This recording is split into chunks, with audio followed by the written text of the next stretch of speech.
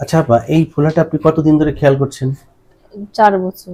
4 বছর। এই যে যে গলার সামনে ফোলা, এটাকে আমরা পরীক্ষা নিরীক্ষা করে নিশ্চিত হয়েছি এটিকে আমরা বলছি মেডিকেলের ভাষায় নোডুলার গয়টার, বা আমরা যদি সাধারণ মানুষের ভাষায় বলি তাহলে আমরা বলবো গলগণ্ড রোগ। জি অনেকে এটাকে ঘ্যাগও বলে জি থাকে।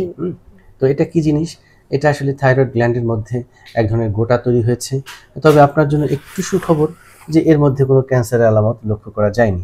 এই পরীক্ষাটি আমরা করি একটি সিম্পল পরীক্ষা যেটার নাম হচ্ছে FNAC বা ফাইন নিডল অ্যাসপিরেশন সাইটোলজি।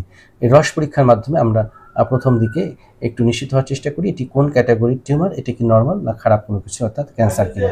তো সেই হিসাবে আমরা দেখেছি এর মধ্যে কোনো ক্যান্সারের আলামত নেই, অর্থাৎ কলয়েড গয়টার তার পরীক্ষার রিপোর্টে এসেছে, রস পরীক্ষার রিপোর্টে এসেছে। আমরা এই অপারেশনের ক্ষেত্রে কি কি সতর্কতা অবলম্বন করে থাকি সেটাও কিন্তু আপনাদের জানাবার দরকার রয়েছে।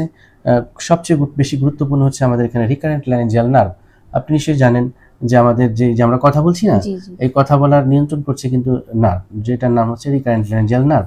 এই নার্ভটাকে সঠিকভাবে দেখে সেটাকে জায়গা মতন রেখে আসাটা হচ্ছে আমাদের জন্য বড় চ্যালেঞ্জ। জি জি হ্যাঁ, তো যদি কোনো কারণে এটার 19 থেকে 20 হয় বা পান থেকে চুন খসে যায় তাহলে কিন্তু একটা বিপদ হতে পারে। জি। সেই বিপদটা কি? সেই বিপদটা হচ্ছে সাময়িক সময়ের জন্য কণ্ঠস্বর পরিবর্তন হয়ে যেতে পারে। তো এটা যাতে না হয় সে কারণে কিন্তু আমরা সর্বোচ্চ সতর্কতা আজকে গ্রহণ করব।